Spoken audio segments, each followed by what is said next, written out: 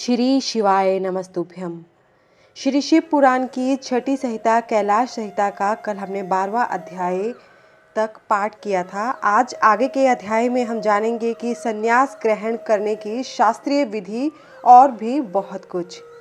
स्कंद कहते हैं, वामदेव तदनंतर मध्याह्न काल में स्नान करके साधक अपने मन को वश में रखते हुए गंध, पुष्प और अक्षत आदि पूजा द्रव्य को ले आए और नैऋत्य कोण में देव पूजित विघ्नराज गणेश की पूजा करे।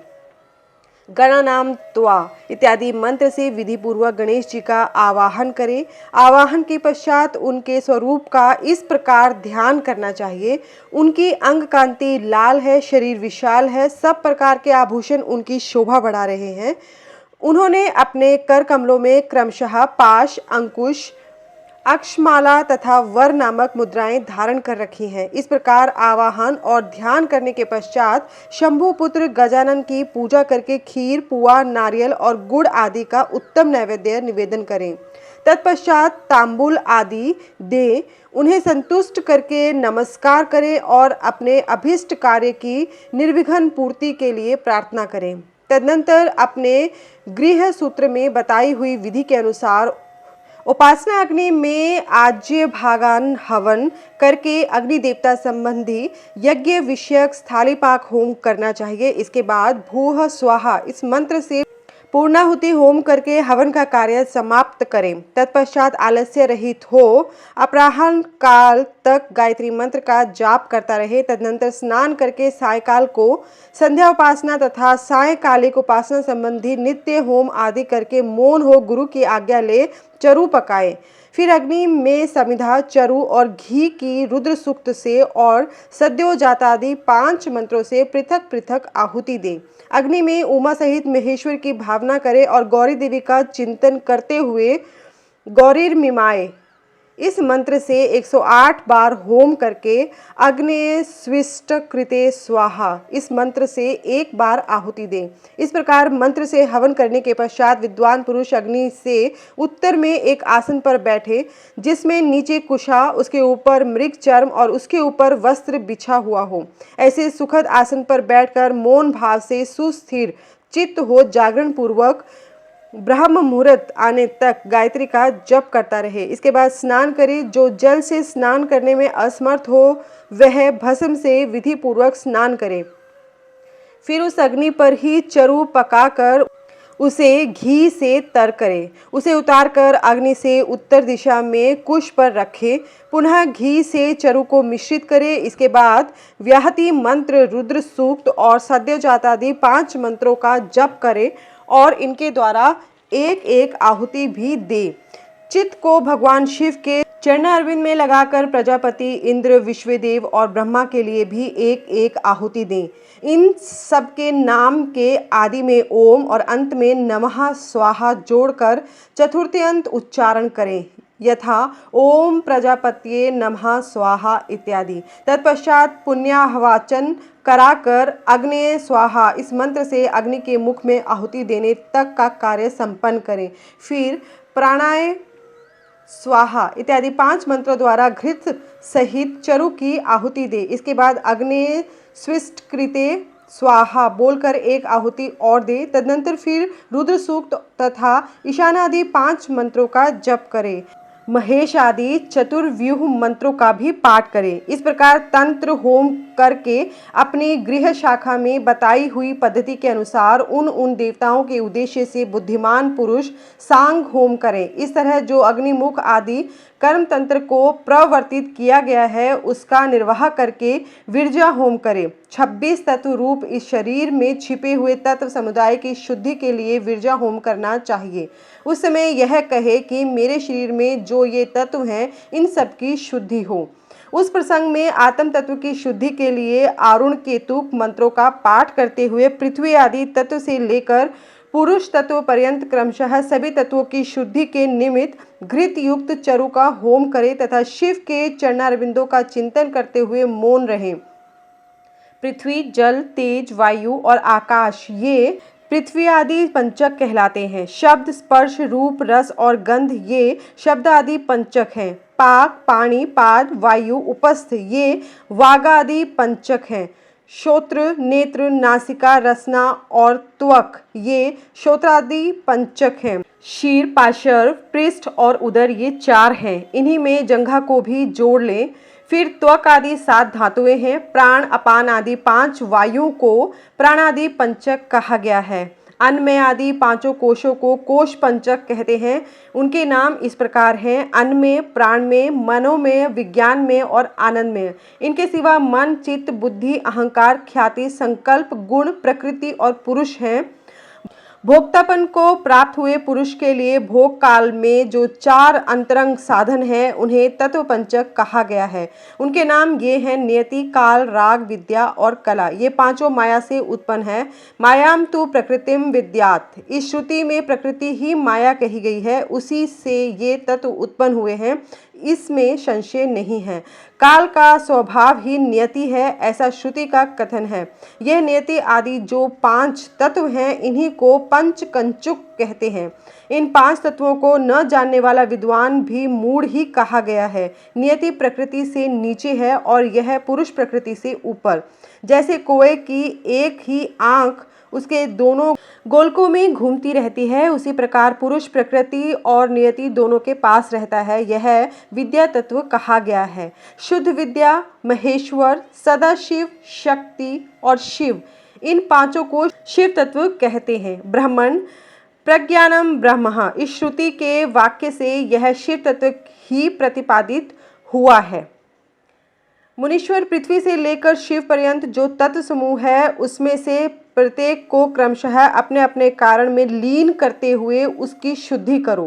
पृथ्वी आदि पंचक, शब्द आदि पंचक, वाग आदि पंचक, श्रोत्र आदि पंचक, शिरादि पंचक, त्वगादि धातु सप्तक, प्राणादि पंचक, अन्नमयादि कोश पंचक, मन आदि पुरुषांत तत्व, नित्यादि तत्व पंचक और शिव तत्व पंचक, ये 11 वर्ग हैं। इन 11 वर्ग संबंधी मंत्रों के अंत में परस्मै शिव ज्योतिषे इदम न मम, इस वाक्य का उच्चारण करें। इसके द्वारा अपने उद्देश्य का त्याग बताया गया है। इसके बाद विविद्या तथा कर्षोतक संबंधी मंत्रों के अंत में अर्थात विविद्या स्वाहा, कर्षोतकाय स्वाहा, इनके अंत में स्वत्व त्याग के लिए व्यापकाय परमात्मने शिव ज्योतिषे विश्वभूत घसनोत्काय परस्मै देवाय इदम न मम, इसका उच्चारण करें। तत्पश्चात उत्तिष्ठ ब्रह्मणस्पते देवयन्तस्य त्वेमहे उपप्रयन्तु मरुतः सुदानव इंद्र पाशुर्भवः स च, इस मंत्र के अंत में विश्व रूपाय पुरुषाय ओम स्वाहा बोलकर स्वत्व त्याग के लिए लोकत्रय व्यापिने परमात्मने शिवायेदम न मम का उच्चारण करें। तदनंतर अपनी शाखा में बताई हुई विधि से पहले तंत्र कर्म का संपादन करके घृत मिश्रित चरु का प्राशन एवं आचमन करने के पश्चात पुरोधा आचार्य को सुवर्ण आदि से संपन्न समुचित दक्षिणा दें। फिर ब्रह्मा का विसर्जन करके प्रातःकालीन उपासना संबंधी नित्य होम करें। इसके बाद मनुष्य सम्मा सिचंतु मरुतः, इस मंत्र का जप करे। तत्पश्चात या ते अग्नि यज्ञिया इत्यादि मंत्रों से हाथ को अग्नि में तपाकर उस अग्नि को अद्वैत धाम स्वरूप अपने आत्मा में आरोपित करे। तदनंतर प्रातःकाल की संध्योपासना करके सूर्योपस्थान के पश्चात जलाशय में जाकर नाभि तक जल के भीतर प्रवेश करें। वहां प्रसन्नता पूर्वक मन को स्थिर कर उत्सुकता पूर्वक वेद मंत्रों का जप करे। जो अग्निहोत्री हो वह स्थापित अग्नि में प्राजापत्येष्टि करे तथा वेदोक्त वैश्वानर स्थालीपाक होम करके उसमें अपना सब कुछ दान करे। पूर्वोक्त रूप से अग्नि का आत्मा में आरोप करके ब्राह्मण घर से निकल जाए। मुनीश्वर फिर वह साधक निम्नांकित रूप से सावित्री प्रवेश करे। ओम भू सावित्रीम प्रवेश्यामि, ओम तत्व वितुर्वण्येयम्, ओम भुवः सावित्रीं प्रवेश्यामि, भर्गो देवस्य धीमहि, ओम स्वः सावित्रीं प्रवेश्यामि, धियो यो नः प्रचोदयात्, ओम भूर्भुवः स्वाहा सावित्रीं प्रवेश्यामि। तत्सवितुर्रेण्यं भर्गो देवस्य धीमहि धियो यो नः प्रचोदयात्। इन वाक्यों का प्रेम पूर्वक उच्चारण करें और चित्त को चंचल न होने दें। उस समय गायत्री का इस प्रकार ध्यान करें। ये भगवती गायत्री साक्षात भगवान शंकर के आधे शरीर में वास करने वाली हैं। इनके 5 मुख और 10 भुजाएं हैं। ये 15 नेत्रों से प्रकाशित होती हैं। नूतन रतन में किरीट से जगमगाती हुई चंद्रलेखा इनके मस्तक को विभूषित करती है। इनकी अंग कांति शुद्ध स्फटिक मणि के समान उज्ज्वल है। ये शुभ लक्षणा देवी अपने 10 हाथों में 10 प्रकार के आयुध धारण करती है। हाथ, केयूर, कड़े, करधनी और नूपुर आदि आभूषणों से इनके अंग विभूषित हैं। इन्होंने दिव्य वस्त्र धारण कर रखा है। इनके सभी आभूषण रत्न निर्मित हैं। विष्णु, ब्रह्मा, देवता, ऋषि तथा गंधर्वराज और मनुष्य ही सदा इसका सेवन करते हैं। ये सर्वव्यापिनी शिवा सदा शिव देव की मनोहारिणी धर्मपत्नी है। संपूर्ण जगत की माता, तीनों लोकों की जननी, त्रिगुणमयी, निर्गुणा तथा अजन्मा है। इस प्रकार गायत्री देवी के स्वरूप का चिंतन करते हुए शुद्ध बुद्धि वाला पुरुष ब्राह्मणत्व आदि प्रदान करने वाली अजन्मा आदि देवी त्रिपदा गायत्री का जप करे। गायत्री व्याहतियों से उत्पन्न हुई है और उन्हीं में लीन होती है। व्याहतियां प्रणव से प्रकट हुई हैं और प्रणव में ही लय को प्राप्त होती है। प्रणव संपूर्ण वेदों का आदि है। वह शिव का वाचक, मंत्रों का राजाधिराज, महाबीज स्वरूप और श्रेष्ठ मंत्र है। शिव प्रणव है और प्रणव शिव कहा गया है क्योंकि वाच्य और वाचक में अधिक भेद नहीं होता।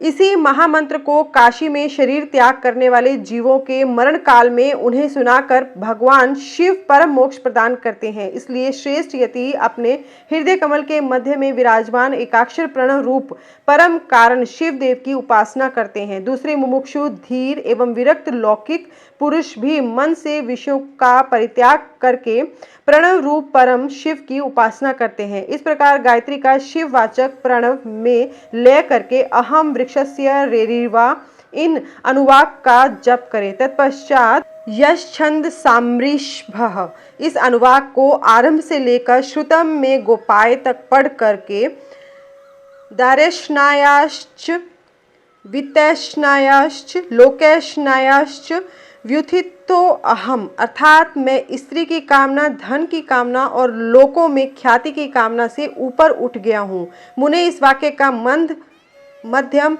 और उच्च स्वर में क्रमशः 3 बार उच्चारण करें। तत्पश्चात सृष्टि, स्थिति और लय के क्रम से प्रत्येक प्रणव मंत्र का उद्धार करके फिर क्रमशः इन वाक्यों का उच्चारण करें। ओम भूः संन्यस्तम मया, ओम भुवः संन्यस्तम मया, ओम सुवः संन्यस्तम मया, ओम भूर्भुवः सुवः संन्यस्तम मया। इन वाक्यों का मंद, मध्यम और उच्च स्वर से हृदय में सदाशिव का ध्यान करते हुए सावधान चित्त से उच्चारण करें। तदनंतर अभयम सर्वभूतेभ्यो मतः स्वाहा अर्थात मेरी ओर से सब प्राणियों को अभयदान दिया गया ऐसा कहते हुए पूर्व दिशा में एक अंजलि जल लेकर छोड़ें। इसके बाद शिखा के शेष बालों को हाथ से उखाड़ डालें और यज्ञोपवीत को निकालकर जल के साथ हाथ में ले इस प्रकार कहें।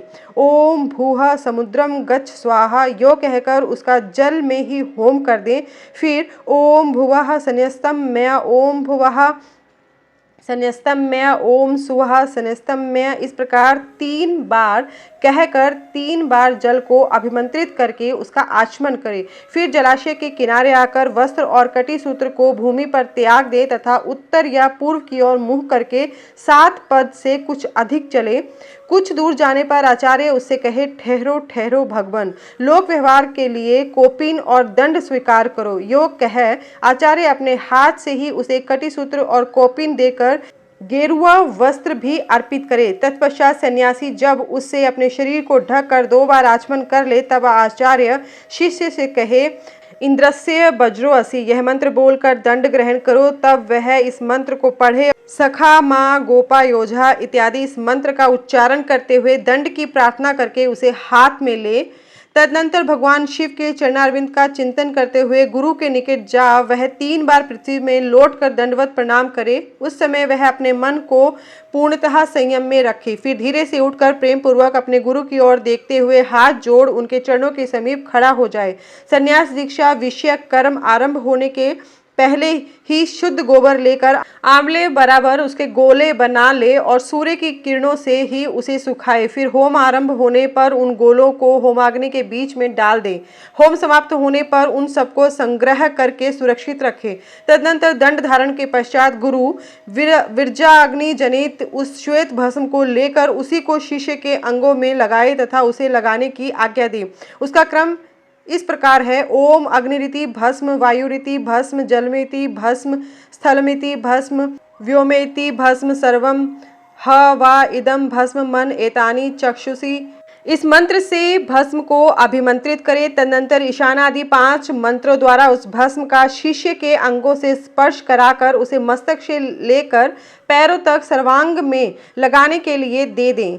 शिष्य उस भस्म को विधि पूर्वक हाथ में लेकर त्रयायुषम तथा त्र्यंबकम इन दोनों मंत्रों को 3-3 बार पढ़ते हुए ललाट आदि अंगों में क्रमशः त्रिपुंड धारण करें। तत्पश्चात श्रेष्ठ शिष्य अपने हृदय कमल में विराजमान उमा सहित भगवान शंकर का भक्ति युक्त चित्त से ध्यान करें। फिर गुरु शिष्य के मस्तक पर हाथ रखकर उसके दाहिने कान में ऋषि, छंद और देवता सहित प्रणव का उपदेश दे। इसके बाद कृपा करके प्रणव के अर्थ का भी बोध कराएं। श्रेष्ठ गुरु को चाहिए कि वह प्रणव के 6 प्रकार के अर्थ का ज्ञान कराते हुए उसके 12 भेदों का उपदेश दे। तत्पश्चात शिष्य दंड की भांति पृथ्वी पर पड़कर गुरु को साष्टांग प्रणाम करे और सदा उनके अधीन रहे। उनकी आज्ञा के बिना दूसरा कोई कार्य न करे। गुरु की आज्ञा से शिष्य वेदांत के तात्पर्य के अनुसार सगुण निर्गुण भेद से शिव के ज्ञान में तत्पर रहे। गुरु अपने उसी शिष्य के द्वारा श्रवण, मनन और निधिध्यासन पूर्वक जप के अंत में प्रातः कालिक आदि नियमों का अनुष्ठान करावे। कैलाश प्रस्तर नामक मंडल में शिव के द्वारा प्रतिपादित मार्ग के अनुसार शिष्य वहीं रहकर शिव पूजन करे। यदि गुरु के आदेश के अनुसार वह प्रतिदिन वहीं रहकर मंगल में देवता शिव की पूजा करने में असमर्थ हो तो उनसे अर्घा सहित स्फटिक में शिवलिंग ग्रहण कर ले और कहीं भी रहकर नित्य उसका पूजन किया करे। वह गुरु के निकट शपथ खाते हुए इस तरह प्रतिज्ञा करे: मेरे प्राण चले जाएं यह अच्छा है, मेरा सिर काट लिया जाए यह भी अच्छा है, परंतु मैं भगवान त्रिलोचन की पूजा किए बिना कदापि भोजन नहीं कर सकता। ऐसा कहकर सुदृढ़ चित्त वाला शिष्य मन में शिव की भक्ति लिए गुरु के निकट 3 बार शपथ खाए और तभी से मन में उत्साह रखकर उत्तम भक्ति भाव से पंचावरण पूजन की पद्धति के अनुसार प्रतिदिन महादेव जी की पूजा करें। आगे के अध्याय में हम प्रणव के अर्थों का विवेचन जो किया गया है वह जानेंगे। वामदेव जी बोले: भगवान षडानन, संपूर्ण विज्ञान में अमृत के सागर, समस्त देवताओं के स्वामी, महेश्वर के पुत्र कार्तिकेय, आपने कहा है कि प्रणव के 6 प्रकार के अर्थों का परिज्ञान अभिष्ट वस्तु को देने वाला है। यह 6 प्रकार के अर्थों का ज्ञान क्या है प्रभो? वे 6 प्रकार के अर्थ कौन कौन से हैं और उनका परिज्ञान क्या वस्तु है? उनके द्वारा प्रतिपाद्य वस्तु क्या है और उन अर्थों का परिज्ञान होने पर कौन सा फल मिलता है? पार्वती नंदन, मैंने जो जो बातें पूछी हैं उन सब का सम्यक रूप से वर्णन कीजिए। सुब्रह्मण्य स्कंद बोले: मुनि श्रेष्ठ, तुमने जो कुछ पूछा है उसे आदर पूर्वक सुनो। समष्टि और व्यष्टि भाव से महेश्वर का परिज्ञान ही प्रणवर्त का परिज्ञान है। मैं इस विषय को विस्तार के साथ कहता हूँ। उत्तम व्रत का पालन करने वाले मुनीश्वर, मेरे इस वचन से उन 6 प्रकार के अर्थों की एकता का भी बोध होगा। पहला मंत्र रूप अर्थ है, उसका यंत्र भावित अर्थ है। तीसरा देवता बोधक अर्थ है। चौथा प्रपंच रूप अर्थ है। 5वां अर्थ गुरु के रूप को दिखाने वाला है और छठा अर्थ शिष्य के स्वरूप का परिचय देने वाला है। इस प्रकार ये 6 अर्थ बताए गए हैं। मुनिश्रेष्ठ, उन 6 अर्थों में जो मंत्र रूप अर्थ है उसको तुम्हें बताता हूँ। उसका ज्ञान होने मात्र से मनुष्य महाज्ञानी हो जाता है। प्रणव में वेदों ने 5 अक्षर बताए हैं। पहला आदि स्वर अ, दूसरा 5वां स्वर उ, तीसरा पंचम वर्ग प वर्ग का अंतिम अक्षर म, उसके बाद चौथा अक्षर बिंदु और 5वां अक्षर नाद। इसके सिवा दूसरे वर्ण नहीं है। यह समष्टि रूप प्रणव कहा गया है। नाद सब अक्षरों की समष्टि रूप है। बिंदु युक्त जो 4 अक्षर हैं वे व्यष्टि रूप से शिववाचक प्रणव में प्रतिष्ठित हैं। विद्वान, अब यंत्र रूप या यंत्र भावित अर्थ सुनो। वह यंत्र ही शिवलिंग रूप में स्थित है। सबसे नीचे पीठ अर्थात अर्घा लिखें, उसके ऊपर पहला स्वर अकार लिखें, उसके ऊपर ऊकार अंकित करें और उसके ऊपर प वर्ग का अंतिम अक्षर मकार लिखे। मकार के ऊपर अनुस्वार और उसके भी ऊपर अर्धचंद्राकार नाद अंकित करें। इस तरह यंत्र के पूर्ण हो जाने पर साधक का संपूर्ण मनोरथ सिद्ध होता है। इस प्रकार यंत्र लिखकर उसे प्रणव से ही वेष्टित करें। उस प्रणव से ही प्रकट होने वाले नाद के द्वारा नाद का अवसान समझे। मुने, अब मैं देवता रूप तीसरे अर्थ को बताऊंगा जो सर्वत्र गूढ़ है। वामदेव, तुम्हारे स्नेहवश भगवान शंकर के द्वारा प्रतिपादित उसका अर्थ मैं तुमसे वर्णन करता हूँ। सद्योजातम प्रपद्यामी, यहाँ से आरंभ करके सदा शिवोहम तक जो 5 मंत्र हैं, श्रुति ने प्रणव को इन सब का वाचक कहा है। इन्हें ब्रह्म रूपी 5 सूक्ष्म देवता समझना चाहिए। इन्हीं का शिव की मूर्ति के रूप में भी विस्तार पूर्वक वर्णन है। शिव का वाचक मंत्र शिव मूर्ति का भी वाचक है, क्योंकि मूर्ति और मूर्तिमान में अधिक भेद नहीं है। ईशान मुकुटोपेतः, इस श्लोक से आरंभ करके पहले इन मंत्रों द्वारा शिव के विग्रह का प्रतिपादन किया जा चुका है। अब उनके 5 मुखों का वर्णन सुनो। पंचम मंत्र ईशानः सर्व विद्यानाम को आदि मानकर वहां से लेकर ऊपर से सद्योजात मंत्र तक क्रमशः एक चक्र में अंकित करें। फिर सद्योजात से लेकर ईशान मंत्र तक क्रमशः उसी चक्र में अंकित करें। ये ही 5 भगवान शिव के 5 मुख बताए गए हैं। पुरुष से लेकर सद्योजात तक जो ब्रह्म रूप 5 मंत्र हैं, वे ही महेश्वर देव के चतुर्व्यूह पद पर प्रतिष्ठित है। ईशान मंत्र सद्योजात आदि 5 मंत्रों का समष्टि रूप है। मुने, पुरुष से लेकर सद्योजात तक जो 4 मंत्र हैं, वे ईशान देव के व्यष्टि रूप हैं। इन्हें अनुग्रह में चक्र कहते हैं। यही पंचार्थ का कारण है। यह सूक्ष्म निर्विकार अनामेय परब्रह्म स्वरूप है। अनुग्रह भी 2 प्रकार का है। एक तो तिरोभाव आदि 5 कृत्यों के अंतर्गत है, दूसरा जीवों को कार्य कारण आदि के बंधनों से मुक्ति देने में समर्थ है। यह दोनों प्रकार का अनुग्रह सदाशिव का ही द्विविध कृत्य कहा गया है। मुने, अनुग्रह में भी सृष्टि आदि कृत्यों का योग होने से भगवान शिव के 5 कृत्य माने गए हैं। इन 5 कृत्यों में भी सद्योजात आदि देवता प्रतिष्ठित बताए गए हैं। वे 5 परब्रह्म स्वरूप तथा सदा ही कल्याणदायक हैं। अनुग्रह में चक्र शांत्यतीत कला रूप है। सदाशिव से अधिष्ठित होने के कारण उसे परम पद कहते हैं। शुद्ध अंतःकरण वाले सन्यासियों को मिलने योग्य पद यही है। जो सदाशिव के उपासक हैं और जिनका चित्त प्रणवोपासना में संलग्न है, उन्हें भी इसी पद की प्राप्ति होती है। इसी पद को पाकर मुनीश्वर गण उन ब्रह्म रूपी महादेव जी के साथ प्रचुर दिव्य भोगों का उपभोग करके महाप्रलय काल में शिव की समता को प्राप्त हो जाते हैं। वे मुक्त जीव भी कभी संसार सागर में नहीं गिरते। ते ब्रह्मलोकेषु परांत काले परामृतः परिम उच्यंती सर्वे। इस सनातन श्रुति ने इसी अर्थ का प्रतिपादन किया है। शिव का ऐश्वर्य भी यह समष्टि रूप ही है। अथर्ववेद की श्रुति भी कहती है कि वह संपूर्ण ऐश्वर्य से संपन्न है। संपूर्ण ऐश्वर्य प्रदान करने की शक्ति सदाशिव में ही बताई गई है। चमकाध्याय के पद से यह सूचित होता है कि शिव से बढ़कर दूसरा कोई पद नहीं है। ब्रह्म पंचक के विस्तार को ही प्रपंच कहते हैं। इन 5 ब्रह्म मूर्तियों से ही निवृत्ति आदि 5 कलाएं हुई हैं। वे सबकी सब सूक्ष्मभूत स्वरूपिणी होने से कारण रूप में विख्यात है। उत्तम व्रत का पालन करने वाले वामदेव स्थूल रूप से प्रकट जो यह जगत प्रपंच है, इसको जिसने 5 रूपों द्वारा व्याप्त कर रखा है, वह ब्रह्म अपने उन 5 रूपों के साथ ब्रह्म पंचक नाम धारण करता है। मुनिश्रेष्ठ, पुरुष, श्रोत्र, वाणी, शब्द और आकाश, इन 5 को ब्रह्म ने ईशान रूप से व्याप्त कर रखा है। मुनीश्वर, प्रकृति, त्वचा, पानी, स्पर्श और वायु, इन 5 को ब्रह्म ने ही पुरुष रूप से व्याप्त कर रखा है। अहंकार, नेत्र, पैर, रूप और अग्नि, ये 5 अघोर रूपी ब्रह्म से व्याप्त हैं। बुद्धि, रसना, पायु, रस और जल, ये वामदेव रूपी ब्रह्म से नित्य व्याप्त रहते हैं। मन, नासिका, उपस्थ, गंध और पृथ्वी, ये 5 सद्योजातादि रूप ब्रह्म से व्याप्त हैं। इस प्रकार यह जगत पंच ब्रह्म स्वरूप है। यंत्र रूप से बताया गया जो शिववाचक प्रणव है, वह नाद पर्यंत 5 वर्णों का समष्टि रूप है तथा बिंदु युक्त जो 4 वर्ण हैं, वे प्रणव के व्यष्टि रूप हैं। शिव के उपदेश किए हुए मार्ग से उत्कृष्ट मंत्राधिराज शिव रूपी प्रणव का पूर्वोक्त यंत्र रूप से चिंतन करना चाहिए। इसी के साथ श्री शिव पुराण की छठी संहिता कैलाश संहिता का 14वां अध्याय समाप्त होता है। नमः शिवाय। धन्यवाद।